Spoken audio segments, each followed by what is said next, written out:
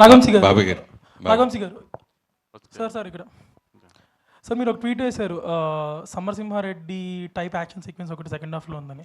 అది ట్రైలర్ లాస్ట్లో షార్టా, తలలేని విగ్రహం నుంచి వచ్చే షార్టా? ట్రైలర్ లాస్ట్ షాట్ గాలే అది ఆమె హెడ్ ముందు బ్లడ్ ఫేస్తో కూర్చున్నది బాలకృష్ణ గారు. నేను చెప్పిన సమరసింహారెడ్డి సీక్వెన్స్ అదేనా అని అడుగుతున్నా. అవునవును అదేనండి. అదే Daaku transformation scene Daaku transformation సీన్కి లీడ్ అండి అది. Lead okay. అండ్ ఇంకొకటి యుఎస్ బిజినెస్ అనేది ఇప్పుడు ఇక్కడ ఇండియాలో బాగా హైప్ తెచ్చే ఒక థింగ్. బట్ రిలీజ్ అనేది సరిగ్గా లేదని ఫ్యాన్స్ అనుకుంటా ఉన్న ట్విట్టర్లో. మీది దాకా వచ్చిందా ఇన్ జనరల్?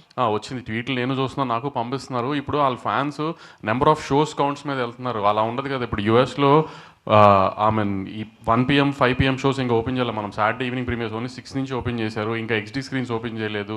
ఇంకా చాలా ఉన్నాయి.